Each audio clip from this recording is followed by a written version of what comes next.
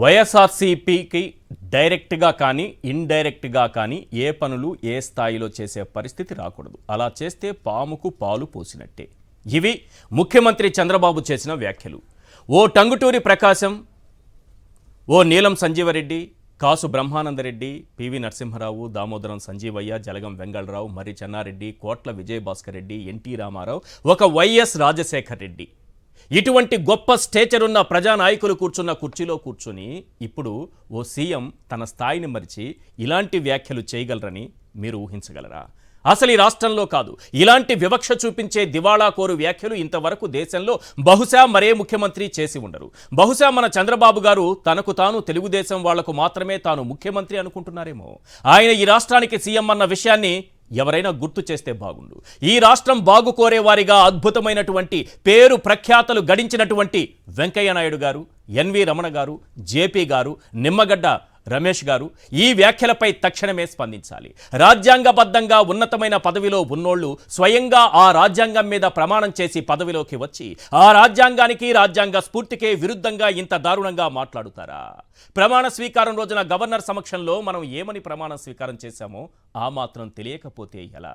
అరే, అవతల మన వయసులో సగం కూడా లేనోడు కులం చూడం, మతం చూడం, పార్టీ చూడం, ప్రాంతం చూడం, ఇంటి మీద పచ్చ పార్టీ జెండాలు కట్టినోడికి కూడా అన్ని పనులు ఇంటికొచ్చి చేసి పెట్టిపోతే మనకు ఎంత పెద్దరికం, ఎంత అనుభవం ఉండి ఎంత కక్షపూరితంగా పక్క పార్టీ వాళ్లకు పనులు చేయొద్దని బహిరంగంగా మాట్లాడుతుంటే ఇక ప్రజాస్వామ్యానికి అర్థమేముంది? సార్ చంద్రబాబు నాయుడు గారు, వైఎస్ఆర్సీపీకి ఓటేసిన 1,30,00,000 మంది మీ దృష్టిలో ఈ దేశ పౌరులు కారా? లేదా వారు ఈ రాష్ట్రంలో భాగం కారా? పోనీ వాళ్ళు ప్రభుత్వానికి పన్నులు కట్టడం లేదా? అసలేంటి ఈ ఆలోచన విధానం? ఎందుకు ఇంతటి వివక్ష? ఇది సోషల్ మీడియా వేదికగా ఓ సగటు పౌరుడు ప్రశ్నించిన విధానం. చంద్రబాబు వ్యాఖ్యల తర్వాత కాస్తో కూస్తో రాజకీయ పరిజ్ఞానం, రాజ్యాంగం అంటే గౌరవం, ప్రజాస్వామ్యం అంటే నమ్మకం ఉన్నవారు ఓ 10 ప్రశ్నలు అడుగుతున్నారు. అవేంటో ఒక్కసారి మనం స్క్రీన్ పైన చూద్దాం. Right, question number 1. వైఎస్ఆర్సీపీకి ఓటేసిన వాళ్లకు డైరెక్ట్గా లేదా ఇండైరెక్ట్గా ఎలాంటి పనులు చేయొద్దనడం రాజ్యాంగానికి ద్రోహం చేసినట్టే, అవునా కాదా? Question number 2. వైఎస్ఆర్సీపీకి ఓటేసిన 1,30,00,000 మంది ఓటర్లను పాములతో పోల్చడం ప్రజలపై పచ్చ విషం కక్కినట్టే, అవునా కాదా? Question number 3. తనకు ఓట్లేయని 40% మంది ప్రజలపై ఒక ముఖ్యమంత్రి కక్షగట్టడం దేశంలో నీచ సంస్కృతికి తెరలేపినట్టే, అవునా కాదా? Question number 4. ఏపీకి కాదు, కేవలం టీడీపీకి మాత్రమే సీఎం అని తనకు తాను సర్టిఫికేట్ ఇచ్చుకోవడం ప్రజాస్వామ్యాన్ని కించపరిచినట్టే, అవునా కాదా? Question number 5. ఎలాంటి రాగద్వేషాలు లేకుండా పరిపాలిస్తానని ప్రమాణం చేసి ఉల్లంఘించడం రాజ్యాంగ స్ఫూర్తిని దెబ్బతీసినట్టే, అవునా కాదా? Question number 6. కేవలం తన పార్టీకి ఓటేసిన వాళ్లకు, కార్యకర్తలకు మాత్రమే పనులు చేస్తామనడం సీఎం సీటును అవమానించినట్టే, అవునా కాదా? Question number 7. సంక్షేమ పథకాలైనా ప్రభుత్వ పనులైనా తమ పార్టీ వాళ్ళకే ఇస్తామని ఒక సీఎం అనడం వివక్ష చూపినట్టే, అవునా కాదా? Question number 8. తమకు ఓటేయని ప్రజల ప్రాథమిక హక్కులను కాపాడేది లేదని చెప్పడం రాజ్యాంగ ఉల్లంఘనకు పాల్పడినట్టే, అవునా కాదా? Question number 9. P4 పేరుతో ఇంటింటి సర్వే చేపట్టి వైఎస్ఆర్సీపీకి ఓట్లేసిన వారిని టార్గెట్ చేయడం కక్ష సాధింపులకు పాల్పడినట్టే, అవునా కాదా? Question number 10. రాజకీయ ప్రత్యర్థులనే కాకుండా ప్రజలను కూడా టార్గెట్ చేయడం పదవీ ప్రమాణానికి అర్థం లేకుండా చేసినట్టే, అవునా కాదా? ఈ 10 ప్రశ్నలకు చంద్రబాబు నాయుడు గారు సమాధానం చెప్పాల్సినటువంటి అవసరం ఉంది. పోనీ ఆయన తరపున ప్రముఖులుగా పేరొందిన కొన్ని పేర్లు నేను చదివి వినిపించాను, చెప్పాను మీకు. వారైనా సరే స్పందించి ఎస్, చంద్రబాబు నాయుడు గారు ముఖ్యమంత్రి స్థాయిలో ఇలాంటి వ్యాఖ్యలు చేయడం కరెక్టే అని వారైనా చెప్పాలి, కాదనైనా చెప్పాలి. వాళ్ళు రియాక్ట్ అవ్వాలి. ఎందుకంటే ప్రజాస్వామ్యాన్ని పరిరక్షిస్తోంది వాళ్లే కదా. వాళ్లే లేకపోతే ఈ దేశంలో ప్రజాస్వామ్యం ఉంటుందా? రాజ్యాంగాన్ని గౌరవించే వాళ్ళు ఉంటారా? వాళ్లే లేకపోతే వాళ్ళు ఇచ్చిన స్ఫూర్తితోనే కదా మనమంతా గౌరవిస్తున్నాం ఈరోజు రాజ్యాంగాన్ని. అలాంటి వ్యక్తులు మాట్లాడాలి. ఈ రాష్ట్రానికి దశ దిశ వాళ్ళు మాట్లాడాలి. అసలు ముఖ్యమంత్రిగా ప్రమాణ స్వీకారం చేసే సమయంన ఏం చెప్తాం మనం? ఏ ముఖ్యమంత్రి అయినా ఎలాంటి ప్రమాణ స్వీకారం చేస్తారు? రాగద్వేషాలకు అతీతంగా ఎటువంటి వివక్ష చూపనని ప్రమాణ స్వీకారం చేస్తారా లేదా? వింటూనే ఉంటాం కదా మనం. ఒకసారి నాడు ముఖ్యమంత్రిగా ప్రమాణ స్వీకారం చేస్తున్న సందర్భంలో చంద్రబాబు నాయుడు గారు ఏమన్నారు, ఇన్నాళ్లకు ఓ 9 నెలల తర్వాత అంటే పరిపాలన చేసి చూపించి ఇప్పటి వరకు చూపిస్తున్నదే మాటల రూపంలో బహిరంగంగా ఏమన్నారు, ఒక్కసారి ఆ 2 బైట్స్ వినిపించండి ప్లీజ్. ఆంధ్రప్రదేశ్ రాష్ట్ర ముఖ్యమంత్రిగా నా కర్తవ్యాలను శ్రద్ధతో అంతఃకరణ శుద్ధితో నిర్వహిస్తానని భయం గాని పక్షపాతం గాని రాగద్వేషాలు గాని లేకుండా రాజ్యాంగాన్ని శాసనాలను అనుసరించి ప్రజలందరికీ న్యాయం చేకూరుస్తానని దైవ సాక్షిగా ప్రమాణం చేస్తున్నాను. మిమ్మల్ని ఒకటే కోరుతున్నా, వైఎస్ఆర్ కాంగ్రెస్ పార్టీకి డైరెక్ట్ గా ఇండైరెక్ట్ గా మనం పనులు చేసే పరిస్థితి ఏ స్థాయిలో కూడా రాకూడదు. అది చేస్తే పాముకు పాలు పోసినట్టే. నేను తెప్పించుకుంటున్నా, నేను అది కూడా చెప్పేస్తున్నా. ఇక్కడ వైఎస్ఆర్సీపీ వాళ్ళకి డైరెక్ట్గా లేదా ఇండైరెక్ట్గా ఏ పనులు మనం చేయకూడదు, వాళ్లకు చేయడం అంటే పాముకు పాలు పోసినట్టే. 40% మంది ప్రజలు పాములతో సమానమా అన్న ప్రశ్న ఎదురవుతోంది. 1,30,00,000 మంది ఓట్లేసినటువంటి వైఎస్ఆర్సీపీకి ఓట్లేసిన వాళ్ళు పాములతో సమానమా ఈరోజు వైఎస్ఆర్సీపీ ప్రశ్నిస్తోంది. ముఖ్యమంత్రిగా ప్రమాణ స్వీకారం చేసింది ఏంటి, ఈరోజు ముఖ్యమంత్రి గారు మాట్లాడుతోంది ఏంటి, మాట్లాడదాం. ఇవాళ చర్చలో పాల్గొంటున్నారు కారుమూరి వెంకటరెడ్డి గారు, వైఎస్ఆర్సీపీ జాయింట్ సెక్రటరీ, వెంకటేశ్వరరెడ్డి గారు, వైఎస్ఆర్సీపీ నాయకులు, రామ్నాథ్ గారు, సీనియర్ అనలిస్ట్. రామ్నాథ్ గారు, ముఖ్యమంత్రి గారు చేసినటువంటి కామెంట్స్ చాలా పెద్ద దుమారం రేపుతోంది. మామూలుగా కాదు, ఇది రాజ్యాంగంలో అనేక ఆర్టికల్స్ మనకు కల్పించినటువంటి హక్కుల్ని కూడా ఇది ఉల్లంఘించినట్టేనంటున్నారు. పైగా దీన్ని హైకోర్టు అలాగే ఈ సుప్రీంకోర్టు ఈ రెండూ కూడా పిలిచి ఒక రకమైనటువంటి ప్రభుత్వానికి చెప్పొచ్చు ఇది తప్పు, ఇలాంటి వ్యాఖ్యలు అనేది కూడా చెప్పి దీనిపైన సుమోటోగా తీసుకునేటటువంటి అవకాశం ఉందని కూడా అంటున్నారు. సరే, ఈ వ్యాఖ్యలకి వాటిపైన మాట్లాడే ముందు ఒక్కసారి ఈ ఎమ్మెల్సీ ఎన్నికల రిజల్ట్ ఏం చెప్తోందో అది చెప్పండి. ఈశ్వర్ గారు, టీచర్స్ ఎమ్మెల్సీ ఎన్నికల్లో 9 నెలలకే తెలుగుదేశం పార్టీ కూటమి అభ్యర్థి ఓడిపోవడం అన్నది ఒక క్లియర్ గా ఉపాధ్యాయ వర్గాల్లో, ఉద్యోగ వర్గాల్లో వ్యతిరేకత ఉంది అన్నదైతే ఒక స్పష్టంగా అర్థమవుతోంది. స్పష్టంగా చెప్పాల్సింది ఏంటంటే వైఎస్ఆర్ కాంగ్రెస్ పార్టీని ఓడించడంలో ముందుండి వచ్చిన వాళ్ళలో ఉద్యోగులు కూడా ఉన్నారు. అది అందరికీ తెలిసిన విషయం.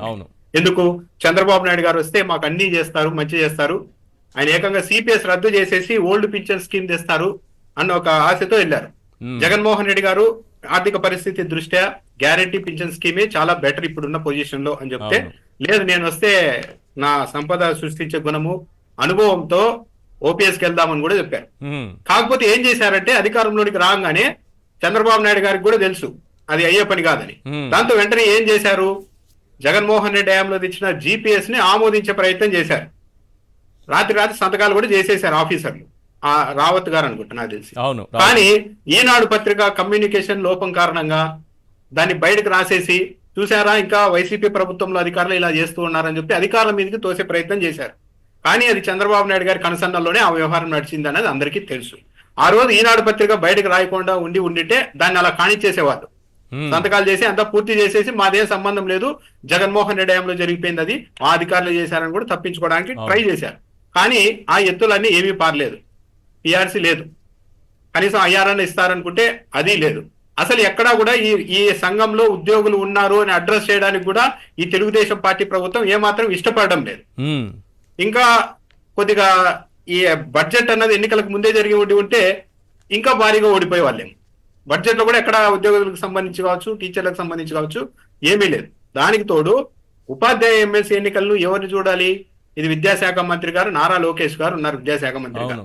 ఆయన శాఖకు సంబంధించిన ఉద్యోగులే ఈ స్థాయిలో తిరుగుబాటు చేసి ప్రభుత్వాన్ని 9 నెలల్లోనే కూటమి అభ్యర్థిని ఓడించారు అంటే ఇప్పుడు ఆత్మవిమర్శ చేసుకోవాలి. తెలుగుదేశం పార్టీ ప్రభుత్వం, కూటమి ప్రభుత్వం క్లియర్ గా ఒకటైతే ఎస్టాబ్లిష్ అయింది. ఇప్పటికీ ఈ 9 నెలల్లో ఉద్యోగులకి, ఉపాధ్యాయులు మాత్రం అపోహలు తొలగిపోయాయి. చంద్రబాబు నాయుడు గారి ప్రభుత్వం మీద ఉన్న భ్రమలు తొలగిపోయాయి. వాళ్ళు వాస్తవిక ప్రపంచంలోనికి వచ్చారు అన్నదానికి ఈ రిజల్ట్ ఒక ఉదాహరణగా మనం చూడొచ్చు. ఈశ్వర్ గారు. రైట్. వెంకటరెడ్డి గారు. ఈశ్వర్ గారు ముందుగా మీకు ప్యానల్లో ఉన్న అందరికీ అట్లానే సాక్షి టీవీ ప్రేక్షకులకు నమస్కారాలు. ప్రాబ్లం ఏంటంటే ఇది ఈవీఎంల వల్ల జరగల ఫస్ట్ అక్కడ తప్పదు జరిగింది. ఈవీఎం అయితే ఏంటి, ఇదైతే ఏంటి? మీరు ఈవీఎం దగ్గరికి ఎందుకు వెళ్ళారు? అంతే సోషల్ మీడియాలో వస్తా ఉంది, ఈవీఎం ద్వారా జరగలేదు, ఈవీఎం ద్వారా జరుగుంటే మేము గెలిచేవాళ్ళం కదా అని ఒకటి చెప్పి. ఒక మాట, నేను ఈ మధ్య ఒక వీడియో చూసా. ఒక మహిళ చెప్తోంది, అమ్మ ఈవీఎంలు జగన్మోహన్ రెడ్డి గారిని ఓడించుండొచ్చాము కానీ మేము కాదు ఓడించింది, మేము ఓట్లు వేసామని చెప్తోంది. సరే, ఇప్పుడు దీంట్లో ఏంటంటే ఈ బ్యాలెట్ పేపర్లతో జరిగింది 3 జిల్లాలకు సంబంధించింది. ఉత్తరాంధ్రలో 3 జిల్లాలకు సంబంధించి, అది కూడా కేంద్ర మంత్రి రామ్మోహన్ నాయుడు ప్రాతినిధ్యం వహిస్తున్నటువంటి ప్రాంతం, రాష్ట్ర తెలుగుదేశం పార్టీ అధ్యక్షుడు పల్లా శ్రీనివాసరావు ప్రాతినిధ్యం వహిస్తున్నటువంటి ప్రాంతంలో జరిగినటువంటి ఉపాధ్యాయ ఎన్నిక. ఈ ఉపాధ్యాయులకు సంబంధించి విద్యాశాఖ మంత్రిగా షాడో సీఎంగా ఉన్నటువంటి లోకేష్ ఉన్న పరిస్థితి. అంటే మామూలుగా అయితే కూటమి ప్రభుత్వానికి షాక్, వీళ్ళ ముగ్గురికి భారీ షాక్ అని చెప్పాలి. Okay, so that sitting MLC పోయారా? సిట్టింగ్ ఎమ్మెల్సీనే వాళ్ళు కాపాడుకోలేనట్టు. పోటీలో లేదు కదా, వైఎస్ఆర్ కాంగ్రెస్ పార్టీ పోటీలో లేకపోయినా వాళ్ళు ఓడిపోయారంటే ఇంకా వైఎస్ఆర్ కాంగ్రెస్ పార్టీలో పోటీలో ఉండుంటే ఇంకా అలా వచ్చేటటువంటి ఆ పడేటటువంటి కొన్ని ఓట్లు కూడా పడే కదని దానికి అర్థం కదా. అంతే కదా. సో ఇప్పుడు ఇది ఆరంభం మాత్రమే, ఇంకా చాలా పతనాలు వాళ్ళు చూడాల్సి వస్తుంది. అంత వ్యతిరేకత 9 నెలలు ఎందుకు వచ్చింది? సో ఇప్పుడు రామ్నాథ్ గారు చెప్పినట్టుగా ఎవరు కనపడితే వాళ్ళు మీకు మీకు మీకు ఏం కావాలంటే అది ఇస్తాం, మీకు 10 లక్షలు కావాలా ఇచ్చేస్తాం అన్న, నాకు 50 లక్షలు అప్పు ఉందంటే తీర్చేస్తాం అన్న, నాకు బెంచ్ కారు కావాలంటే ఇచ్చేస్తాం అన్న, మా ఇంట్లో 4 పిల్లలు ఉన్నారంటే ఇంకో 4 గాను ఎంత కావాలంటే అన్ని ఇచ్చేస్తాం. ఇవన్నీ చెప్పినప్పుడు అట్లానే ఉపాధ్యాయులకు సంబంధించి కూడా జగన్మోహన్ రెడ్డి గారు క్లియర్గా ఏదైతే చేయగలనో అది చేశాడు. ఎస్, నేను చేయలేని ఓపెన్గా చెప్పాడు. కానీ చంద్రబాబు నాయుడు గారు అలా కాదు, నేను మళ్ళీ మొత్తం మిమ్మల్ని ఇది చేసేస్తాను అది చేసేస్తాను అని చెప్పి మా మీద దుష్ప్రచారం చేశారు. చేసేస్తే వాళ్ళు అట్లనే ఆశపడతారు కదా, ఎవరికైనా మనిషికి సహజంగా ఆశాగుణం ఎక్కువ ఉంటుంది. సో వాళ్ళు కూడా ఏదో చేస్తాడులే చంద్రబాబు నాయుడు గారు, ఆఖరి దశలో ఉన్నాడు. సో 3 సార్లు చేయలేదు, 4వ ముఖ్యమంత్రిగా ఈసారి పవన్ కళ్యాణ్ కూడా మద్దతు ఇస్తాడు కదా, ఈయన దగ్గర నుండి చేపిస్తాడు. సో అన్ని రకాల ఈక్వేషన్స్ వాళ్ళకి వర్కౌట్ అయినాయి. గ్రూప్ను తయారు చేసి వీళ్ళే తయారు చేసి వాళ్ళ ద్వారా జగన్మోహన్ రెడ్డి గారు తెచ్చిన సంస్కరణలు వద్దు, దీనివల్ల విద్యా వ్యవస్థ నాశనం అయిపోతుంది, ఒక టీంని ఏర్పాటు చేసుకుని వాళ్ళే వెళ్ళి రిప్రజెంటేషన్ మళ్ళీ గవర్నమెంట్కి ఇస్తే విద్యా వ్యవస్థ నాశనం చేయడానికి కూడా వీళ్ళు ఓకే చేసుకున్నారు కదా, మళ్ళీ ఎందుకు ఓట్లేరు? ఇప్పుడు అందరూ అలా ఉండరు కదా. దాంట్లో ఏంటంటే ఇప్పుడు ఉపాధ్యాయుల్లో కూడా వైఎస్ఆర్ కాంగ్రెస్ పార్టీకి ఓట్లు వేసిన వాళ్ళు చాలా మంది ఉన్నారు. కాకపోతే మెజారిటీ వాళ్ళకి వేసి ఉండొచ్చు. అలానే అనేక వర్గాల్లో కొంత మెజారిటీ వాళ్ళకి పడ్డాయి. ఎందుకంటే మాకు 40% ఓట్లు వేసిన వాళ్ళు మీరు పోస్టల్ బ్యాలెట్ ఓట్లు కూడా మాకు చాలా పడ్డాయి కదా. మనం స్టార్టింగ్లో చూసాం కదా, వాళ్ళకి మాకు పెద్ద డిఫరెన్స్ కూడా ఏం లేదు పోస్టల్ బ్యాలెట్లో. సో ఇది క్లియర్గా ఏంటంటే ఈ కూటమి ప్రభుత్వానికి 8 నెలల్లోనే ప్రభుత్వ ఉద్యోగులు షాక్ ఇవ్వటం. నార్మల్గా అయితే ప్రభుత్వ ఉద్యోగులు ఎంత తొందరగా రియాక్ట్ గారు, దట్టు టీచర్లు అసలు రియాక్ట్ గారు. ఎందుకంటే 2-3 సంవత్సరాల తర్వాత చూద్దాంలే, మళ్ళీ ఇప్పుడు మనకు ప్రభుత్వంతో పనులు ఉంటాయి కదా, సో మనం చేయలేదు. ఎందుకంటే ఆల్రెడీ రెడ్ బుక్ రాజ్యాంగం నడుస్తుంది, అది టీచర్ల మీద కూడా ప్రయోగిస్తారనేటటువంటి భయం ఉన్నా కూడా టీచర్లు ఎక్కడా కూడా దానికి భయపడలా. డేర్గా ఇదిగోండి మీరు రెడ్ బుక్ కాదు ఇంకే బుక్ అయినా ప్రయోగించుకోండి, మేము పిల్లలకి పాఠాలు చెప్పే పుస్తకాలు మా దగ్గర ఉన్నాయి, ఏ విధంగా చెప్పాలో పిల్లల తల్లిదండ్రులు కూడా పిలిచి కావాలంటే పాఠాలు చెప్పి మీరు చేస్తున్నటువంటిది మోసాలను పాఠం రూపంలో వివరిస్తామని చెప్పి మొట్టమొదట షాక్ ఇచ్చారు. ఉత్తరాంధ్ర నుంచే వాళ్ళ పతనం ఏదైతే బిగిన్ అయింది, ఏది తెలుగుదేశం అధ్యక్షుడు ఉన్న ప్రాంతం. వెంకటేశ్వర రెడ్డి గారు, జగన్ మళ్ళీ వస్తే ఎప్పుడంటే ఓడిపోయిన రోజు నుంచి, కొత్త ప్రభుత్వం వచ్చిన రోజు నుంచి అటు ఎల్లో మీడియా, ఇటు చంద్రబాబు, ఇటు లోకేష్, పారిశ్రామికవేత్తలు వచ్చి ఇదే అంటున్నారంట, వాళ్ళు వచ్చి ఇదే అంటున్నారంట, నిన్న మొన్న కూడా రాస్తున్నారు, ఎల్లో మీడియాలో రాసుకుంటున్నారు మళ్ళీ జగన్ వస్తే ఏమవుతుందని. మళ్ళీ జగన్ వస్తే అనే జపం గెలిచిన మొదటి రోజు నుంచే మొదలుపెట్టారు. 9 నెలలు అసలు రిజల్ట్ ఏందో కనిపిస్తోంది. ఎందుకంత భయం, ఏం జరుగుతోంది? జగన్మోహన్ రెడ్డి గారు ఈరోజు జగన్మోహన్ రెడ్డి గారిని చూసి భయపడటం కాదు, చంద్రబాబు నాయుడు గారు జగన్మోహన్ రెడ్డి గారు రాజకీయ అరంగేట్రం చేసిన రోజు దగ్గర నుంచి ఆంధ్రజ్యోతి కావచ్చు, ఈనాడు కావచ్చు, టీడీపీ కావచ్చు, ఆ రోజు నుంచి ఆయన మీద దుష్ప్రచారం చేయటం మొదలెట్టారు. అప్పటి నుంచి వీళ్ళకి భయం ఉంది, జగన్మోహన్ రెడ్డి గారు వస్తే మనకు మనుగడ ఉండదు, మన పార్టీ మూతపడాలి. ఇంకేం భయమే ఉంది. 11 సీట్లకి పడిపోవటానికి ఆమె ఎవరో పాపం మహిళ మేమైతే ఓట్లు వేసామయ్యా, అదేదో మాయ మిషన్లు వచ్చినాయంట, ఆ మాయ మిషన్ నుంచి ఏమైందో మాకు తెలియదు అని చెప్పేసి ఆమె ఓపెన్ గా మేమైతే మోసం చేయలేదు. వాస్తవంగా మనకు వచ్చిన ఓటు శాతం చూసుకున్నా, జరిగిన ఎన్నిక విధానం చూసుకున్నా, వాళ్ళకు వచ్చిన మెజార్టీలు చూసుకున్నా, ఎన్నికల కమిషన్ వారు ప్రవర్తించిన తీరు చూసుకున్నా మనకు ఆటోమేటిక్గా సామాన్యుడికి కూడా అర్థమైపోతుంది, సామాన్యుడికి కూడా తెలిసిపోయింది ఆల్రెడీ. ఇంకోటి ఏంటంటే కూటమి ప్రభుత్వం భ్రమలో ఉంది. ఏంటంటే వీళ్ళు అమాయకులు, పేద ప్రజలకు ఏం తెలియదు అనే భ్రమలో ఉంది కూటమి ప్రభుత్వం. కానీ ఈ రోజు ఉన్న టెక్నాలజీ వాస్తవమా? ఇది అమాయకులు కదా ప్రజలు. చంద్రబాబు చెప్పినవన్నీ నమ్మి ఓట్లేసారా లేదా? చంద్రబాబు చెప్పి నమ్మి ఓట్లు వేయలేదు. 100% ఖచ్చితంగా ఇది ఈవీఎంలు మోసమే. ఈవీఎంలు మోసమే, ఖచ్చితంగా ఈవీఎంలు మోసమే. అది కాకపోతే ఏంటంటే ఇప్పుడు దీన్ని నిరూపించడానికి మా నాయకులు జగన్మోహన్ రెడ్డి గారు చెప్పినట్టు నిరూపించే పరిస్థితులు అనుకూలంగా లేవు. లేకపోవడం వల్ల ఆధారాలు లేని క్రైమ్ అది. రైట్. ఇప్పుడు టీచర్స్ లో ఇంత 9 నెలల్లో అంత వ్యతిరేకత ఏంటి? అసలు టీచర్స్ మామూలుగా టీచర్స్ కనుక మనకు ఒక చిన్న సామెత ఉంది, ఒక డ్రైవర్ తప్పు చేస్తే క్షణంలో తెలిసిపోద్ది. అవును. టీచర్ తప్పు చేస్తే జీవితకాలం తెలియదు. ఎట్లా? ఒక టీచరు ఒక విద్యార్థిని తప్పుగా ట్రైన్ చేశాడంటే వాడి జీవితం మొత్తం ఎక్కడ తప్పు జరిగిందో తెలియదు, తెలుసుకోలేదు. ఎక్కడ తప్పు జరిగిందో జీవితం మొత్తం తెలుసుకోలేదు. డ్రైవర్ అయితే ఇమీడియట్ గా ఒక అట్లా కళ్ళు మూసుకుంటే తెలిసిపోద్ది. అలాంటి టీచర్స్ కొట్టగానే కొట్టారు. ఈ కొట్టిన దెబ్బ ఇది ఓన్లీ ఎమ్మెల్సీ ఎన్నికలది కాదు, ఇది ఎమ్మెల్సీ ఎన్నికలది కాదు. టీడీపీకి కూటమి ప్రభుత్వానికి చావు దెబ్బ. ఈ రిఫ్లెక్షన్ ప్రతి ఒక్క ఎలక్షన్లో కనపడుతుంది. రాబోయే ఎలక్షన్ ప్రతి ఒక్క ఎలక్షన్లో కనపడుతుంది. ఇక్కడ మన సమాజంలో పాఠాలు నేర్పే గురువులు వాళ్ళు. ఎన్నికల్లో మానవులుగా ఇప్పుడున్న సిస్టమ్ని బట్టి కొంతమంది ప్రలోభాలకు గురైతే గురి అవుతారేమో కానీ కొద్ది శాతం, కానీ వాళ్ళు గురువులు. సత్యమనే పలకవలను అని చెప్పేసి మనకు చిన్నప్పటి నుంచి అక్షరాభ్యాసం చేసిన గురువులు వాళ్ళు. వాళ్ళు తీసుకున్న నిర్ణయం ఇది. వాళ్ళు తీసుకున్న నిర్ణయం ఈ ఎమ్మెల్సీ ఎన్నికలు అనేది. కరెక్ట్. కాబట్టి వాళ్ళు క్లియర్గా చెప్పారు, చావు దెబ్బ కొట్టారు. అంతేనా? చావు దెబ్బ కొట్టారు. బెత్తంతో కొట్టారు. బెత్తంతో కాదు, వాళ్ళ ఓటుతో. పులి పంజాతో కొడితే ఎంత బలంగా తగిలిందో అంత బలంగా తగిలింది. రైట్. రైట్. రామ్నాథ్ గారు, ఏంటి సార్ ఇది చంద్రబాబు నాయుడు గారి వ్యాఖ్యలు?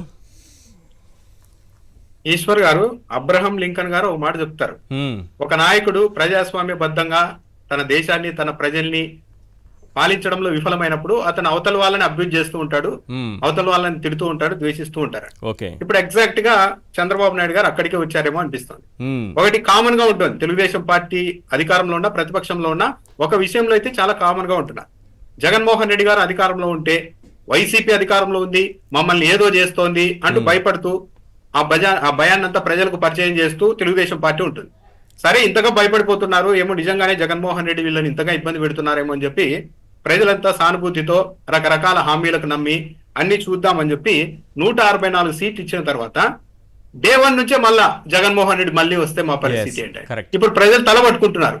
ఏంటి బాబు, మీరు ప్రతిపక్షంలో ఉన్న భయమే అంటారు, అధికారంలోకి అది కూడా ఈ స్థాయిలో అధికారం ఇచ్చినాక కూడా మళ్ళీ భయమే అంటారంటే మీకు భయం అనేది ఒక కామన్ పాయింట్ లో ఉంది. ఇంకా మమ్మల్ని ఏం చేయాలి మీ భయాన్ని పోగొట్టడానికి అని ప్రజలు ప్రశ్నించే పరిస్థితికి వచ్చింది. ఈరోజు చంద్రబాబు నాయుడు గారి పరిస్థితి ఏంటి అంటే, ఈ రాష్ట్ర ప్రజలందరినీ మెస్మరైజ్ చేయాల్సిన స్థాయి నుంచి తన పార్టీ కార్యకర్తల్ని మెప్పించుకుంటే చాలు అనే స్థాయికి ముఖ్యమంత్రి గారు వెళ్ళిపోవడం అనేది చాలా దురదృష్టకరమైన సంఘటన. ఎందుకు ఇలా జరుగుతోంది అంటే, దీనికి కారణం కూడా చంద్రబాబు నాయుడు గారు తన క్యాడర్ లో నింపిన ద్వేషమే ఇప్పుడు తిరిగి తెలుగుదేశం పార్టీని, ఈ కూటమి ప్రభుత్వాన్ని దహించే దిశగా వెళ్తోంది. తెలుగుదేశం పార్టీ తొలి నుంచి కూడా ఎందుకు మా పార్టీ వైపు క్యాడర్ ఇంత బలంగా ఉంటారు, మాది క్యాడర్ బేస్ అని ఎందుకు చెప్తారు అంటే, చంద్రబాబు నాయుడు గారు తెలుగుదేశం పార్టీ పగ్గాలు చేపట్టినప్పటి నుంచి ఒక పద్ధతిగా వాళ్ళని ట్రైన్ చేశారు. అదేంటి అంటే, ఒక క్యాడర్, ఒక సమూహం మనతో శాశ్వతంగా ఉండాలి అంటే దాన్ని ప్రేమ మీద కంటే, ప్రేమతో గెలవడం కంటే అవతల వాళ్ళ మీద వీళ్ళలో విపరీతంగా విద్వేషాన్ని పెంచి పోషించాలి. అలా విద్వేషాన్ని పెంచిస్తే కాంగ్రెస్ మీద కొద్ది రోజులు చేశారు, ఆ తర్వాత రాజశేఖర రెడ్డి గారి మీద అదే చేశారు. ఇక జగన్మోహన్ రెడ్డి గారి మీద అయితే 100 రెట్లు ఎక్కువ చేశారు ఆ పని. అంటే జగన్మోహన్ రెడ్డిని చూస్తేనే ద్వేషించేలాగా వాళ్ళలో ఒక ఇది తయారు చేశారు. గత 5 ఏళ్లుగా అది మరీ ఎక్కువ చేశారు.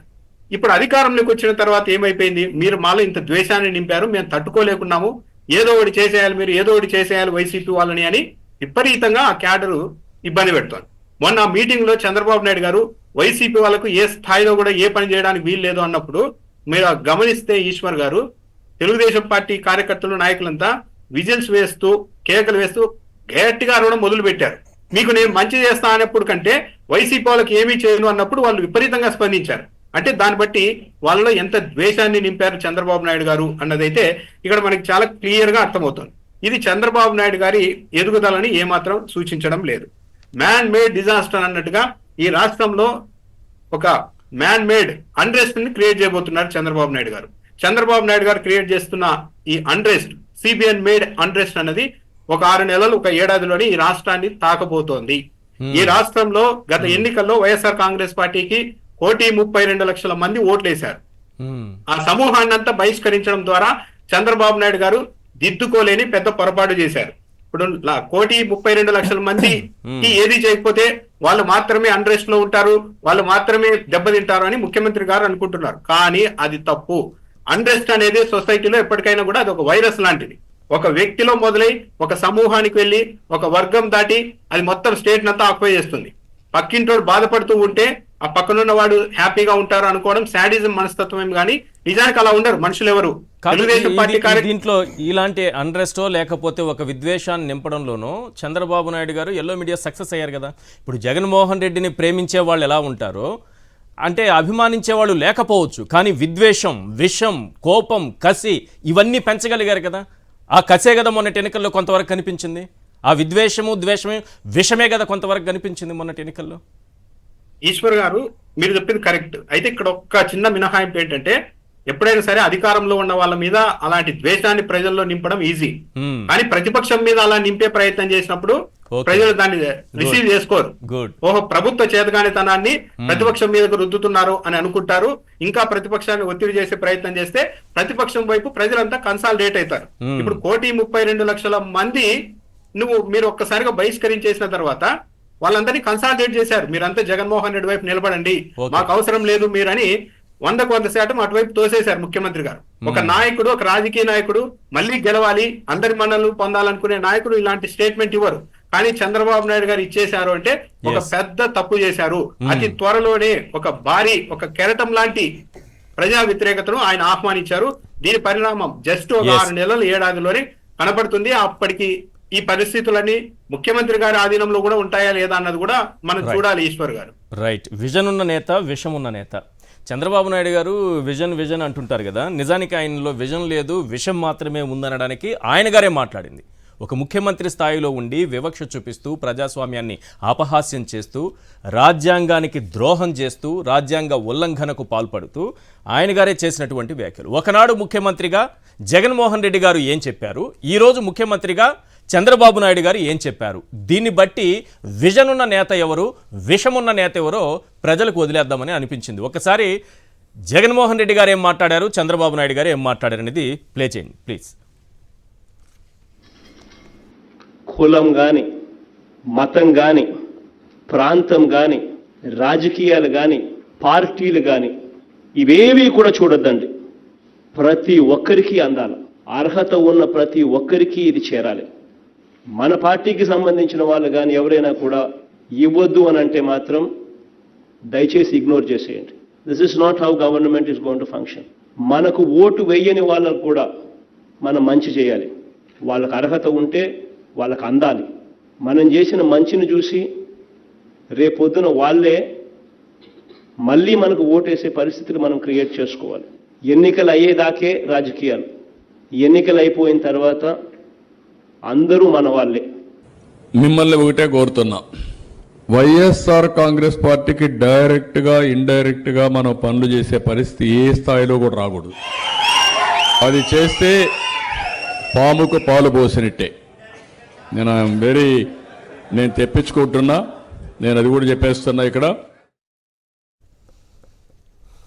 1,32,00,000 మంది వెంకటరెడ్డి గారు, వీళ్ళందరూ పాములతో సమానమేనా? Question number 1. రేపు వీళ్ళెవరికి పథకాలు అందవా? Question number 2.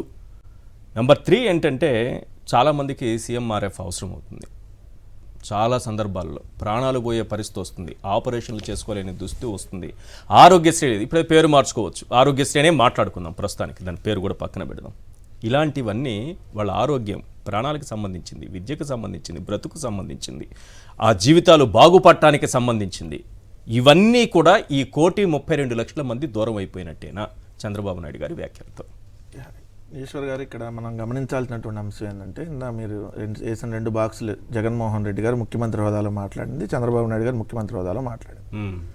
అంటే ప్రజానాయకుడికి ఒక క్రిమినల్ నాయుడికి ఉన్న తేడా అది. క్రిమినల్ నాయుడు డైరెక్ట్గా క్రిమినల్ మెంటాలిటీతో ముఖ్యమంత్రిగా ఒక క్రిమినల్ మెంటాలిటీతో అవతల వాళ్ళు వస్తే మీరు ఎవరికి ఏం పనులు చేయొద్దు, వాళ్ళు ఏదైతే వాళ్ళు విషం ఉన్నటువంటి పాములు అని చెప్పి మాట్లాడాడంటే, మరి అది క్రిమినల్గా ఒక ముఖ్యమంత్రి అంటే ఈ రాగద్వేషాలకు అతీతంగా ముఖ్యమంత్రిగా ప్రమాణ స్వీకారం చేసేటప్పుడు రాగద్వేషాలకు అతీతంగా శాసనాలను రాజ్యాంగాలని అనుసరించి దైవ సాక్షిగా ప్రమాణం, అంటే దేవుడు సాక్షిగా రాజ్యాంగాన్ని అనుసరిస్తాను, శాసనాలను అనుసరిస్తాను. రాజ్యాంగం అంటే ఎవరి రాజ్యాంగం? డాక్టర్ బాబాసాహెబ్ అంబేద్కర్ గారు రాసినటువంటి రాజ్యాంగాన్ని అనుసరించి పరిపాలిస్తాననేది దాంట్లో అర్థం. ప్రమాణ స్వీకారం చేసి నువ్వు 9 నెలలు కూడా కాకముందే నేను బాబాసాహెబ్ అంబేద్కర్ గారి రాజ్యాంగాన్ని నేను అనుసరించను, నా కొడుకు లోకేష్ రాసినటువంటి రెడ్ బుక్ రాజ్యాంగాన్ని అనుసరిస్తాను. అదే కదా వివక్ష, అదే కదా కక్ష సాధింపు, అదే కదా వైఎస్ఆర్ కాంగ్రెస్ పార్టీ వాళ్ళని టార్గెట్ చేయడం. ఆ రాజ్యాంగాన్ని అనుసరిస్తాను ముఖ్యమంత్రిగా ఆయన మాట్లాడాడంటే దేశద్రోహం కేసు పెట్టాలి చంద్రబాబు నాయుడు గారి మీద. ఎందుకంటే రాజ్యాంగాన్ని, శాసనాలని ధిక్కరించి వాటిని అవమానపరిచినందుకు దేశద్రోహం కేసు ముఖ్యమంత్రి మీద పెట్టాలి. సో ఖచ్చితంగా పెట్టాలి సార్. ఎందుకు ఆ మాట అంటున్నావు అంటే, క్లియర్గా 1,32,00,000 మంది ఒక పార్టీకి ఓటేస్తే నువ్వు ఓపెన్గానే వాళ్ళ మీద వివక్ష చూపించండి, అధికారులకి హుకుం, అధికారులు మీరు వాళ్ళకి పనిచేస్తే మిమ్మల్ని కూడా ఊరుకోను, ఎవరైనా ఎమ్మెల్యేలు కూడా వాళ్ళకి పని చేయొద్దు అని అంటే ఖచ్చితంగా ఏమొస్తుంది? రేపొద్దున తిరుగుబాటు వస్తుంది. ఇందాక రామ్నాథ్ గారు చెప్పినట్టుగా అణిచివేత, మీకు వివక్షకు గురి చేస్తాం, మిమ్మల్ని బహిష్కరించేస్తున్నాం, మీకేం పనులు చేయం, మీకు పెన్షన్ కావాలన్నా ఏమో, లేదంటే మీకు రేషన్ కార్డు కావాలన్నా ఏమో, లేదంటే మీరు ఈ గ్రామంలో సచివాలయానికి వచ్చిన అక్కడ ఎవరు పనిచేయడానికి లేదు, ఎంఆర్ఓ ఆఫీస్కి వెళ్ళినా మీకు ఎవరు పనిచేయడానికి వీల్లేదంటే ఏదో సినిమాలో గ్రామ బహిష్కరణ చేస్తారు చూడండి, చేస్తే వాళ్ళకి ఎవరైనా వెళ్ళి మంచినీళ్ళు ఇచ్చినా కూడా వాళ్ళని కూడా బహిష్కరణ చేస్తారు కదా. అంటే ఆ విధంగా హెచ్చరికలు చేస్తున్నారు. ఇప్పుడు ఆ విధంగా మీరు వైఎస్ఆర్ కాంగ్రెస్ పార్టీ వాళ్ళని బహిష్కరించేస్తున్నామని చంద్రబాబు నాయుడు గారు చెప్పారనంటే ఎంత దుర్మార్గమైనటువంటి చర్య. తెలుగుదేశం వాళ్ళు ఒకటి క్లియర్గా ఉన్నారు సార్. వాళ్ళు ఇందాక రామ్నాథ్ గారు చాలా వ్యాలిడ్ పాయింట్ చెప్పారు, ద్వేషంతో వాళ్ళని పెంచుతున్నారు అని. చంద్రబాబు నాయుడు గారు కూడా ఇప్పుడు మీకు పాకిస్తాన్ టెర్రరిస్టులు ఉంటారు, వాళ్ళ దేశం మీద ప్రేమతో వాళ్ళని తయారు చేయరు, ఇండియా మీద ద్వేషంతో తయారు చేస్తారు. ఇదిగోండి ఆ దేశం మనకి శత్రుద్వేషం, వాళ్ళని చంపేయండి, ఒక 100 మందిని చంపితే దాంట్లో మీరు మానవ బాంబుగా సూసైడ్కి వెళ్ళి మీరు ఒక్కరు చచ్చిపోయినా పర్లేదు అనే విధంగా ఏ విధంగా తయారు చేస్తారు. ఇప్పుడు తెలుగుదేశం వాళ్ళని ఆ విధంగా ట్రైనింగ్ ఇస్తున్నారు. మీకు దానికి ఎగ్జాంపులే అచ్చెన్నాయుడు గారు ఏది ఇంకా ఎమ్మెల్యేలుగా ప్రమాణ స్వీకారం కూడా చేయలేదు అనుకుంటా. అప్పుడు ఇంకా అసెంబ్లీ కొలువు తీరక ముందే జూన్ 18వ తారీఖున నేను మాటిస్తున్నా, అధికారులకు సమావేశం పెట్టి చెబుతా, రేపటి నుంచి ప్రతి కార్యకర్త ఎస్ఐ దగ్గరికి వెళ్ళినా, ఎంఆర్ఓ ఎండిఓ వద్దకు వెళ్ళినా, ఏ ఆఫీస్కి వెళ్ళినా పసుపు బిల్ల పెట్టుకొని వెళ్ళండి, మీకు గౌరవంగా కుర్చీ వేసి టీ ఇచ్చి మీ పనేమిటి అని అడిగి అందరికీ పనులు చేసే విధంగా అధికారులను లైన్లో పెడతా, ఎవరైనా మాట జవదాటితే ఏమవుతారో వాళ్లకు నేను చెప్పాల్సిన అవసరం లేదు. ఇది అధికారుల్ని తెలుగుదేశం వాళ్ళు వచ్చి పసుపు బిల్ల చూపించి వాళ్ళు ఏ పని అడిగితే అది అక్రమమా సక్రమంతో సంబంధం లేదు, ఏ పని అడిగితే ఆ పని కానీ మీరు చేయకపోతే అధికారులను ఏం చేయాలో తెలుసు అని చెప్పి సాక్షాత్తు ఎమ్మెల్యే హోదా, మంత్రి హోదాలో ఏదైతే అయ్యన్న పాత్రుడు మంత్రి హోదాలో మాట్లాడినటువంటి అచ్చెన్నాయుడు గారు, మంత్రి హోదాలో అచ్చెన్నాయుడు గారు మాట్లాడినటువంటి అయ్యన్న పాత్రుడు గారు అయితే తమాషాల బూతులు పెడతా కళ్ళు మూసుకొని పోయి ఏడుస్తున్నారా నా డాషుల్లారా, ఏది అధికారుల్ని పని చేయటం ఇష్టం లేకపోతే పోండి నా డాషుల్లారా. డాష్ అంటే పదం మీకు తెలుసు కదా, మనం చెప్పబోదు. ఈ విధంగా వాళ్ళు డైరెక్ట్ స్పీకర్ ఆయన అన్నాడు, నేను అసెంబ్లీకి స్పీకర్ని అవుతున్నా, మిమ్మల్ని గంటల కొద్దీ నిలబెడతా, ఏది ఇంకా అప్పుడు స్పీకర్ కూడా కావాలా. ఈ విధంగా వాళ్ళు ఓపెన్ గానే ఇప్పుడు ఉపాధ్యాయులు ఓపెన్ గానే ఒక్క మాట ఇప్పుడు వైఎస్ఆర్ కాంగ్రెస్ పార్టీ వాళ్ళని పాములతో పోల్చాడు కదా.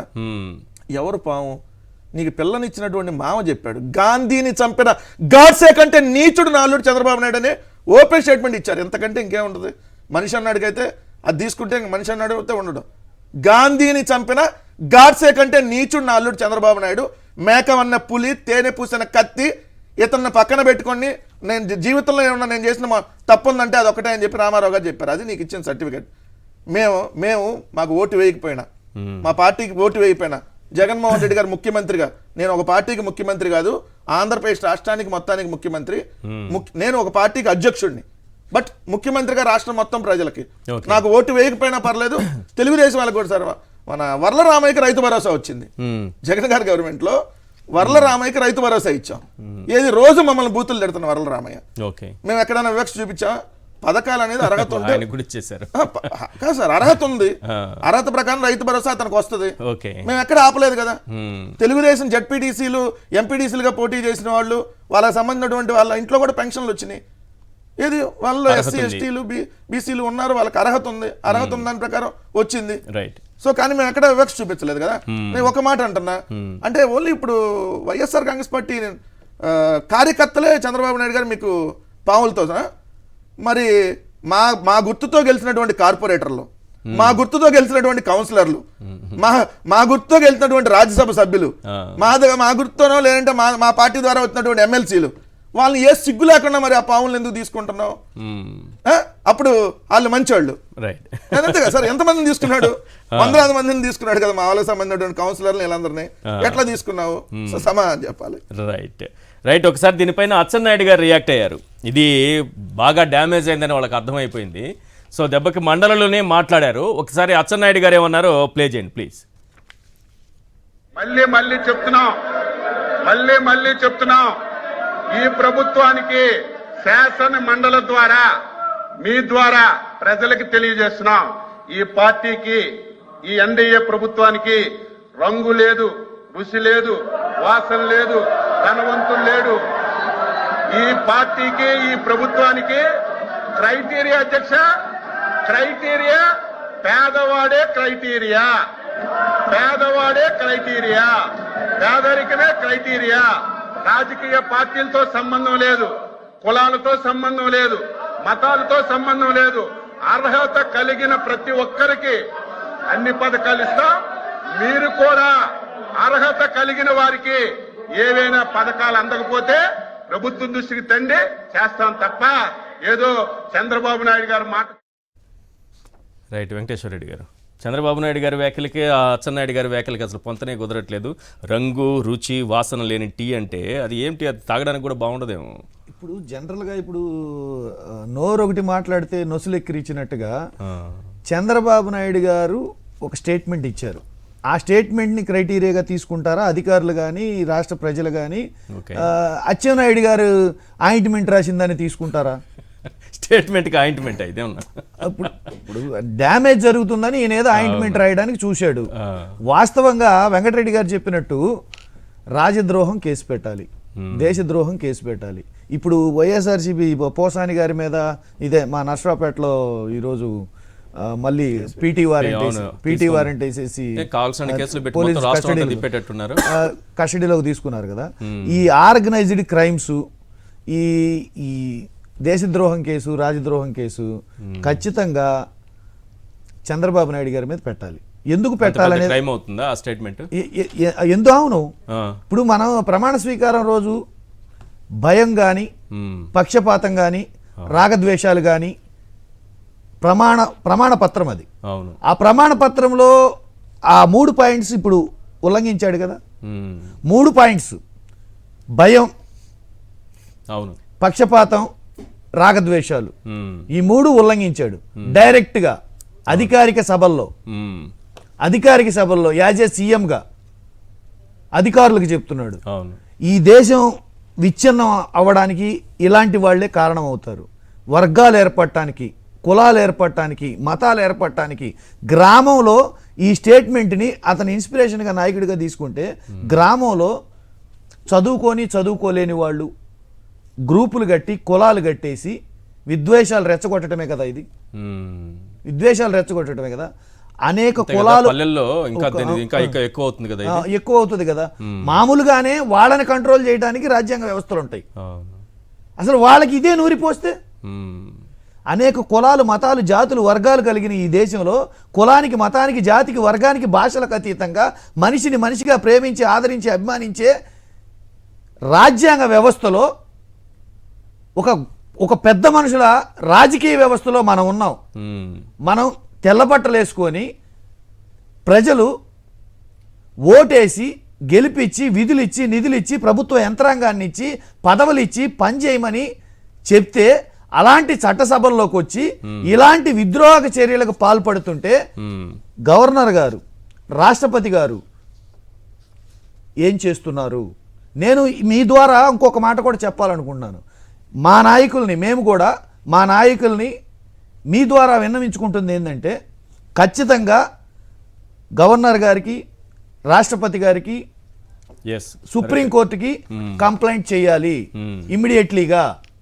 ఇది లేకపోతే పాయింట్ లేకపోతే ఈ విద్వేషాలు గ్రామానికి వెళ్ళిపోయి సామాన్య ప్రజలు అవసరత ఉన్న ప్రజలు, మీరన్నట్టు ఆరోగ్యశ్రీ కావచ్చు, ఈ సీఎం రిలీఫ్ ఫండ్ కావచ్చు, ఇలాంటి ప్రాణాలు కాపాడుకోవాల్సిన వాళ్ళు ఎంత అల్లాడిపోతారు. ఇప్పుడు ఖచ్చితంగా రాముడు తల నరికిన నిందితుడికి 5 లక్షలు ఇచ్చారట. సో ఇక్కడేమో ఏమైపోయారు అసలు ఏవి ఇవ్వరు. ఒక మాట అండి, ఈ కుహానా మేధావులు, ఈ కుహానా సంఘ సంస్కర్తలు, ఈ ఎనలిస్టులు, ఈ సమాజాన్ని కాపాడుతున్నాం మేము అని చెప్పేసి ఒక వర్గం మీడియా దీని మీద స్పందించరా? దీని మీద ఏమి చర్యలు తీసుకోరా? ఒక సుప్రీంకోర్టు జడ్జిగా రిటైర్ అయిన ఆయన ఎన్వి రమణ గారు దీన్ని చూస్తూనే వదిలేస్తారా? ఈ స్టేట్మెంట్కి స్పందించాల్సిన ఉపరాష్ట్రపతి గారు వెంకయ్య నాయుడు గారు ఉపరాష్ట్రపతిగా చేసి పదవి కాలం పూర్తి చేసుకున్న ఆయన, ఈ దేశంలో మేము గొప్పవాళ్ళమని చెప్పుకునేవాళ్ళు, అత్యున్నత పదవులు అనుభవించిన వాళ్ళు, ఇది చూస్తూ వదిలేస్తారా? దీన్ని చూస్తూ వదిలేస్తారా? ఎస్ రామ్నాథ్ గారు, మనం ఇప్పటి వరకు ఈ 1,32,00,000 మంది అని మాట్లాడుకుంటున్నాము. ఈ కూటమి కలిసి ఉంటుందని పవన్ కళ్యాణ్ గారు అయితే చెప్తున్నారు. కానీ ఒకవేళ బీజేపీ, జనసేన ఎవరికి వాళ్ళు విడిపోతే వాళ్ళు కూడా పాములైపోతారా? జనసేన ఓటర్లందరూ కూడా, ఆ పార్టీ కేసిన వాళ్ళందరూ పాములైపోతారా? బీజేపీ కేసిన వాళ్ళందరూ కూడా పాములైపోతారా? ఇక చిన్న చిన్న పార్టీలు ఉన్నాయి కదా, తక్కువ ఓట్లు వచ్చినా ఏదో కాంగ్రెస్ ఉంది, కమ్యూనిస్టులు ఉన్నారు, మరి వాళ్ళు కూడా పాములేనా? ఏంటి పాము భాష? అది ఇంకా చాలా తీవ్రంగా ఉంటుంది. వన్స్ పవన్ కళ్యాణ్ గారు టీడీపీకి ఎదురు తిరిగితే చాలా తీవ్రంగా ఉంటుంది. మొన్న జగన్మోహన్ రెడ్డి గారు ఒక విషయం చెప్పారు, కీలకమైన విషయం. అదేంటంటే, మీరు అబ్జర్వ్ చేయండి, ఆయన కులంలో, ఆయన వర్గంలో వాళ్ళు తప్ప ఎవరు ఎదగడానికి వీల్లేదు. అందుకే వల్లభనేని వంశీని, కొడాలి నానిని, ఇప్పుడు పోసాని గారిని, వీళ్ళందరినీ టార్గెట్ చేస్తున్నారని చెప్పారు. ఎప్పుడైనా సరే తమ వర్గంగా, తమ దగ్గర ఉండే వాళ్ళ దగ్గర పడి ఉండాలంతే. ఎవరైనా ఎదురు తిరిగితే మాత్రం చాలా తీవ్రంగా ఉంటుంది. వన్స్ పవన్ కళ్యాణ్ గారు ఎదురు తిరిగారంటే, సరే బీజేపీ జోలికి ఇప్పట్లో వెళ్ళే ధైర్యం చేయకపోవచ్చు, కానీ పవన్ కళ్యాణ్ గారు ఎదురు తిరిగారు అంటే ఆ రోజు నుండి మామూలుగా ఉండవు డిబేట్లు, చాలా దారుణంగా ఉంటాయి. దాన్ని ఎదుర్కోవడానికి కూడా రెడీగా ఉండాలి. ఇప్పుడు అచ్చెన్నాయుడు గారు చెప్పారు, అసలు ఈ రోజు ఎందుకు అనిపించిందో కానీ చాలా తీవ్రంగా చెప్పారు, మాకు రంగు లేదు, రుచి లేదు, వాసన లేదు, మేము అసలు 3 రోజెస్ టీ అనుకుంటున్నారేమో, మేము కాదు, మాకు ఏంది లేదు, మాది ఒక చప్పిడి ప్రభుత్వం అని ఇండైరెక్ట్ గా చెప్పారు. దాంతో పాటు అంతే కదా, రంగు లేదు, రుచి లేదు, వాసన లేదంటే ఇంకేంటుంటది అది అంటే, ఆయన స్వచ్ఛమైన మేము జలం లాంటి వాళ్ళమని చెప్పాలనుకున్నారు, కానీ అది సాధ్యం కాదు. ఎందుకంటే అచ్చెన్నాయుడు గారే ఇంకా అధికారంలోకి వచ్చే కొద్ది రోజుల్లోనే అన్నారు, మీరు పసుపు బిల్ల తీసుకొని వెళ్ళండి, ఎవరైనా కాఫీ టీ ఇచ్చికుండా పని చేయకపోతే వాళ్ళ సంగతి నేను చూస్తా తర్వాత అన్నారు. నిజంగానే నిష్పక్షపాతంగా, రాగద్వేషాలకు అతీతంగా పనిచేయాలనుకున్నప్పుడు ఆ రోజు ఏం స్టేట్మెంట్ ఇవ్వాలి? పసుపు బిల్ల కాదు, ఆధార్ కార్డు తీసుకొని వెళ్ళండి, మీ ఎలిజిబిలిటీని ఆధారంగా ఎవరైనా పని చేయకపోతే నా దగ్గర రండి అని చెప్పాలి. ఆయన అది చెప్పాలి. ఒక్కసారి కేసీఆర్ చాలా అలర్ట్ గా ఉంది. ఆ బయట అచ్చెన్నాయుడు గారు గతంలో మాట్లాడింది ఒక్కసారి ప్లే చేస్తాను, వినండి ప్లీజ్. నేను మాటిస్తున్నాను, రేపటి నుంచి అధికారులకు సమావేశం పెట్టి చెప్తాను. రేపటి నుంచి ప్రతి కార్యకర్త ఎస్ఐ దగ్గరికి వెళ్ళినా, ఎంఆర్ఓ దగ్గరికి వెళ్ళినా, ఎండిఓ దగ్గరికి వెళ్ళినా, ఏ ఆఫీస్కి వెళ్ళినా మీరు పసుపు బిల్ల పెట్టుకొని వెళ్ళండి. కుర్చీ వేసి మీ పని ఏంటని అడిగి మీ అందరికీ పని చేయించే విధంగా అధికారులకు లైన్ లో పెడతాను. ఎవరైనా ఒకరో ఇద్దరు నా మాటకు జవదాడితే ఏమవుతారో వారికి నేను చెప్పవలసినటువంటి. అదే రామ్నాథ్ గారు మీరు గుర్తు చేశారు కాబట్టి ఒకసారి ఆ బయట కూడా వినిపించడం జరిగింది. తెలుగుదేశం పార్టీ నాయకులు ఎంత విచిత్రంగా ఉంటారంటే, ఈశ్వర్ గారు 2014-19 మధ్యలో తేదీ కరెక్ట్ గుర్తులేదు కానీ 23 మంది ఎమ్మెల్యేలను తీసుకున్న చంద్రబాబు నాయుడు గారు ఒకరోజు రాజ్యాంగ దినోత్సవం సందర్భంగా ప్రసంగం చేస్తూ అంబేద్కర్ గారు ఊహించలేదేమో, రాజ్యాంగాన్ని మిస్యూజ్ చేసే వ్యక్తులు కూడా వస్తారని ఆయన ఊహించినట్టుగా లేరు అని మాట్లాడారు. అప్పట్లో దీని మీద పెద్ద దుమారం రేగింది. మీరు 23 మంది ఎమ్మెల్యేలను తీసుకొని మళ్ళా రాజ్యాంగం గురించి మాట్లాడుతున్నారని. ఆయన కానీ ఎక్కడా తగ్గడం లేదు. యాక్చువల్లీ ప్రమాణ స్వీకారం చేసేటప్పుడు ఆ పత్రంలో ఆ పేర్లు ఉండి సరిపోయింది, అలా చదవాలి కాబట్టి చదివారు. కానీ లేకుంటే ఆ రోజే చెప్పి ఉండేవాళ్ళు, నాకు ఓట్లు వేసిన వాళ్ళకు మాత్రమే, నా గెలుపులో నిలబడిన మీడియాకు మాత్రమే నేను అండదండగా ఉంటానని కూడా చెప్పి ఉండేవారు. ఆయన అంతటి సమర్థుడు. ఎందుకంటే ఇంకా ఈయన ఇంత ఓపెన్ గా చెప్తున్నప్పుడు అక్కడ చెప్పడానికి ఏమి ఇబ్బంది ఉంది, కానీ అక్కడ చెప్పడానికి ఇబ్బంది ఉంది కాబట్టి చెప్పలేకపోయారు అంతే. దాంతో పాటు చంద్రబాబు నాయుడు గారు ఈ రోజు కాదు, ఆయన చరిత్ర నుంచి పాఠాలు నేర్చుకోవడం లేదు. అప్పట్లో కూడా ఇలాగే చేశారు. వైఎస్ఆర్ కాంగ్రెస్ పార్టీ నుంచి 68 మంది ఎమ్మెల్యేలు గెలిస్తే వాళ్ళ నియోజకవర్గాలకు ఫండ్స్ ఇవ్వలేదు. అక్కడ తెలుగుదేశం పార్టీ వాళ్ళు ఓడిపోయిన వాళ్ళని ఇన్ఛార్జీలుగా పెట్టి అధికారులందరి ద్వారా వాళ్ళతో పనిచేయించారు. అలాంటి మనస్తత్వం ఉన్న ముఖ్యమంత్రి నంద్యాల బై ఎలక్షన్ సందర్భంగా నా రోడ్లు నేనేసిన పింఛన్లు అని మాట్లాడారు. ఇలా ఆయన ఎక్కడ కూడా రాజ్యాంగానికి కట్టుబడి పనిచేయడం లేదు. నన్ను ఎవరు ఏమీ చేయలేరు అనే ఒక ఇదితో చేస్తూ ఉన్నారు. ఇప్పుడు కేసులు కంప్లైంట్ చేయాలి, ఫిర్యాదు చేయాలి, సుప్రీంకోర్టుకు అంటున్నారు. కానీ చంద్రబాబు నాయుడు గారికి ఇవన్నీ ప్రాక్టికల్ గా నన్ను ఏమి చేయలేవు, నేను బియాండ్ అనే దానికి వెళ్ళిపోయి ఆయన అంత ఓపెన్ గా ఇంత బహిరంగంగా మాట్లాడుతున్నారు. కానీ ఇది ఒక్కటే ఒక ప్రమాదకరమైన అనిపించేది ఏంటంటే వీళ్ళు ఇప్పటికే P4 సర్వే అని మొదలు పెట్టారు. పేదరికంలో ఉన్న వాళ్ళని గుర్తించి పారిశ్రామికవేత్తలు ధనవంతుల ద్వారా వాళ్ళకి సాయం చేస్తామంటున్నారు. కానీ ఆ కాన్సెప్ట్ కి వెళ్తున్నారా, లేకుంటే ఎలాగో మన అంత వేవులో కూడా ఈ 1,32,00,000 మంది నాకు ఓటే లేదు కాబట్టి ఆ 1,32,00,000 మందిని గుర్తించేసి వాళ్ళకి పథకాలు అన్ని కట్ చేసేస్తే నాకు ఆర్థిక భారం తగ్గిపోతుంది, మిగిలిన వాళ్ళకి నాకు ఓట్లు వేసిన వాళ్ళకి ఇచ్చుకోవచ్చు కదా అని అనుకుంటున్నారా? కానీ అది ప్రాక్టికల్ గా సాధ్యం కాదు. తెలుగుదేశం పార్టీకి వైఎస్ఆర్ కాంగ్రెస్ పార్టీకి ఓట్ తేడా 21 లక్షలు మాత్రమే. మీరు చాలా నేరోలో ఉన్నారు. ఇలాంటి గేమ్స్ ఆడితే ఒకరిని నాశనం చేసి ఒకరిని బాగు చేద్దాం అనుకునే పరిస్థితికి ముఖ్యమంత్రి వెళ్తే ఏది సహకరించదు, భగవంతుడు కూడా సహకరించరు. కాబట్టి ఇప్పటికైనా ఆయన హుందాగా మాట్లాడాలి. అచ్చెన్నాయుడు గారు ఇచ్చిన స్టేట్మెంట్ ముఖ్యమంత్రి గారు ఇవ్వాలి అసెంబ్లీలో, నేను పొరపాటు నన్నా నా మాట వెనక్కు తీసుకుంటున్నానని చెప్పమనండి. అప్పుడు వీళ్ళు నిష్పక్షపాతంగా ఉన్నారని నమ్మడానికి అవకాశం ఉంటుంది. రెండోసారి ఎప్పుడు గెలిచాడు రామనాథ్ గారు మొన్న కూడా చెప్పారు. రామనాథ్ గారు ఆయన దేవుడు సహకరించి ఇప్పుడు వచ్చిన ఛాన్స్ ను వినియోగించుకుంటున్నాడు ఆయన అంతే. రెండోసారి ఎప్పుడు గెలిచాడు ఆయన? గెలవాలన్న ఆశ కూడా అతనికి లేదు. అది కూడా ఒక విధంగా వెంకటేశ్వర రెడ్డి గారు, అది కూడా రాష్ట్రానికి దురదృష్టం. చంద్రబాబు నాయుడు గారికి ఒక క్లారిటీ ఉంది, మనం ఒకసారి ఓడతాం, ఒకసారి గెలుస్తాం, ఒకసారి హామీలు ఇస్తాం, మోసపోయి జనాలు ఓట్లేస్తారు, 5 ఏళ్లకు మళ్ళా మర్చిపోతారు. ఇది ఒక సైకిల్. కాబట్టి మనం ఎక్కువ టెన్షన్ పడాల్సిన అవసరం లేదు, ఈ 5 ఏళ్లలో మనం హ్యాపీగా ఉందాం, ఇలా మాటలు చెప్తూ ముందుకెళ్దామని ఆ క్లారిటీ ఉండడం కూడా ప్రమాదమేమో అనిపించింది. కరెక్టే. ఆ P4 గురించి, ఆ P4 చాలా ప్రమాదకరంగా ఉందనిపిస్తోంది. ఈరోజు ఏరువేత కార్యక్రమం జరుగుతోందా? పేదల్ని గుర్తించి పారిశ్రామికవేత్తలను చేస్తామని చెప్పారు. పారిశ్రామికవేత్తలు చేసేది ఇప్పుడు పేదలను గుర్తించి చాలా సహాయం, పారిశ్రామికవేత్తలతో పేదలు. అందులో 27 ప్రశ్నలు ఉన్నాయంట. అందులో కొన్ని ప్రశ్నలు, ఈ మొత్తం 27 ప్రశ్నల్లో ఇంటింటికి వచ్చి ఏమడుగుతున్నారంటే, కుటుంబ సభ్యుల పేరిట వ్యవసాయ భూమి ఎంత ఉంది, ఎన్ని సొంత గృహాలు కలిగి ఉన్నారు, ఇళ్ల స్వరూపం రేకులా స్లాబా, 4-వీలర్ 2-వీలర్ వాహనాలు ఉన్నాయా, టీవీ ఏసీ ఫ్రిడ్జ్ లాంటి ఇతర గృహోపకరణాలు ఉన్నాయా, ఫ్రిడ్జ్లో ఐస్ క్రీము కూల్ డ్రింక్స్ ఉన్నాయా, లేనట్టుంది, అది ఉందేమనుకున్నా, ఇంట్లో ఇంకెవరికైనా బ్యాంకు ఖాతా ఉందా, పట్టణ లేదా మున్సిపాలిటీ పరిధిలో ఆస్తులున్నాయా, కుటుంబ సభ్యుల్లో ఎవరైనా ప్రభుత్వ ఉద్యోగి ఉన్నారా, ఇన్కమ్ ట్యాక్స్ ఏమైనా చెల్లిస్తున్నారా, గృహ అవసరాల కోసం నెలకు విద్యుత్ వాడకం ఎంత, ఒక్కొక్కరి మీద పిడుగుపడబోతోంది. ఈ 1,32,00,000 మందిని గుర్తించి వాళ్ళకి పథకాలు అందకుండా చేసే కుట్ర జరుగుతోందన్నది ఒక్కవైపు, దాన్ని పక్కన పెడదాం. వీటన్నింటి ద్వారా ఇలాంటివన్నీ సర్వేలన్నీ చేసిన తరువాత ఎవరెవరి స్థాయో ఏంటో తీసి పేదరికానికి, దారిద్ర్య రేఖకు దిగువన ఉన్న వాళ్ళకి వీళ్ళకొక క్రైటీరియా ఉంటుంది, దాన్ని గుర్తించి పథకాలన్నీ కోసేసేది, పథకాలన్నింటినీ ఊచకోత కోసేటటువంటి ప్రమాదం ఉందన్న అనుమానాలు వ్యక్తమవుతున్నాయి. ఏమంటారు వెంకటరెడ్డి గారు? సమయం తక్కువ ఉంది, చెప్పండి. ఇదే P4 సర్వేకి సంబంధించి మొన్న తిరుపతిలో కలెక్టర్కి వెళ్ళి సచివాలయ ఉద్యోగులు కంప్లైంట్ చేశారు, మమ్మల్ని ఇళ్ళకి రానియట్లేదు. ఎవరు? ప్రజలు. ఇదిగోండి, P4 సర్వే వద్దు బాబాయ్, కలెక్టర్కి ఫిర్యాదు చేసిన సచివాలయ ఉద్యోగులు.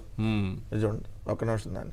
సచివాలయ ఉద్యోగులు వెళ్ళి, ఎందుకంటే వాళ్ళు ఇంటికి వెళ్ళినాక అన్ని డీటెయిల్స్, మీ ఇంట్లో ఏసీ ఉందా, ఉంటే రేట్ ఎంత, మీ ఇంట్లో టీవీ ఉంటే ఎప్పుడు కొన్నారు, రేట్ ఎంత, మీ ఇంట్లో బంగారం ఉంటే ఎంత బంగారం ఉంది, దాని వాల్యూ ఎంత, అవన్నీ వీళ్ళకేం సంబంధం? అసలు బ్యాంక్ ఖాతా వివరాలు కూడా సంబంధం లేదు కదా. ఏదైనా పథకానికి ఎలిజిబిలిటీ అయితే దానికి ఆ బ్యాంక్ లింక్ అయి ఉంటుంది. అంత బ్యాంక్ ఖాతా, బ్యాంక్ బ్యాలెన్స్ లో 27 ప్రశ్నలు అడుగుతున్నారంట. ఇది 11వ సర్వే.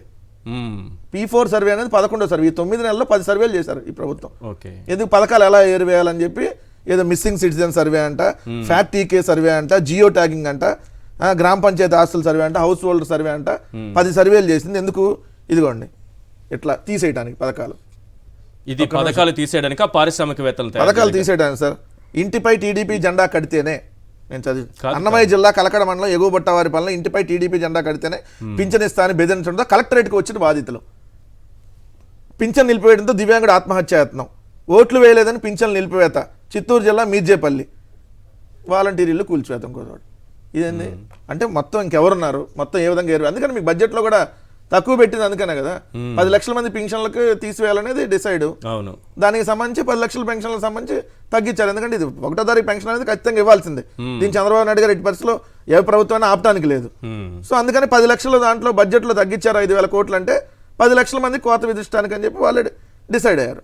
సో ఇది ఏరువేత కార్యక్రమం కోసమే చంద్రబాబు నాయుడు గారు P4 లేదు, P6 లేదు, సంక్షేమ పథకాలు అట్లా ఏరువేసే 4 అనే కార్యక్రమం పెట్టి తీసేస్తున్నాడు. రైట్, కంక్లూడ్ చేయండి సార్. చంద్రబాబు నాయుడు గారికి ఎప్పుడూ ఉన్న అలవాటే పేదల్ని హింసించటం, ఏదించటం. అసలు అధికారంలోకి రాగానే మా ప్రభుత్వంలో ఎన్ని పెన్షన్స్ ఇచ్చాం, మరుసటి నెలలోనే ఎన్ని పెన్షన్స్ ఇచ్చాడు, ఈ 9 నెలల కాలంలో న్యాచురల్గా ఎన్ని పెరగాలి, ఎందుకు తగ్గుతున్నాయి, ఓకే కరెక్ట్, ఎందుకు తగ్గుతున్నాయి. కూడా బడ్జెట్లో ఎప్పుడు పెరగాలి పెన్షన్లు డబ్బులు, ఈయన ఆల్రెడీ తగ్గించాడు డబ్బులు. తగ్గించేశారు. అంటే ఒక కొత్త పెన్షన్ ఇవ్వలేదు, ఇవ్వడానికి కూడా క్లియర్. దానికి ఆయన పేదలంటే అతనికి పడదు, పేదలను అనగదొక్కటం అతని లక్ష్యం. మాకు వాసన లేదన్నారు, పేదల వాసన పడదా? ఇప్పుడే కదా అచ్చెన్నాయుడు గారు చెప్పారు. అదే ఆయన చెప్తుంది, సెంటు కంపెనీ రాశారు కదా. సెంటు కంపెనీ రాశారు కదా. ఆయన ఆయన మాటల్లోనే అర్థం అవ్వట్లా మీకు. మాకు రంగు లేదు, రుచి లేదంటే మాకు విధానం లేదు, పద్ధతి లేదు, రాజ్యాంగం లేదు. ఇది వాళ్ళ ఇది రైట్, వాళ్ళ ఆలోచన ఇది. దానికి వేరే విధంగా చెప్పాడు అంతే, వేరే విధంగా చెప్పాడు. ఇదే నోళ్ళు కదా పేదలను కూర్చోబెట్టి సోమరపోతుల్లో మేపుతున్నారని చెప్పింది, ఇదే నోళ్ళు కదా, ఇదే నోళ్ళు కదా. వాళ్ళు మాట్లాడిన మాటలు ఎంత ఘోరంగా, అసలు పేదలంటే ఎంత హీనంగా మాట్లాడారు, ఎంత హీనంగా కంపెనీ రాశారు సార్. అక్కడ అమరావతిలో భూములు ఇస్తే పేదలకి ఇళ్ల పట్టాలు ఇస్తే సెంటు కంపు ఇచ్చినందుకు సెంటు కంపు కొడుతోంది. రద్దు చేశారు కదా. రైట్, సమయం మించిపోయింది. ఓడగొట్టడం, పీకడమే వాళ్ళ లక్ష్యం. Right, thank you Venkateswara Reddy గారు, చర్చలో పాల్గొన్నందుకు. వెంకటరెడ్డి గారు థ్యాంక్ యూ అండి. రామ్నాథ్ గారు thank you so much sir. ఇది వాళ్ళ చర్చా కార్యక్రమం చూస్తూనే ఉండండి సాక్షి టీవీ.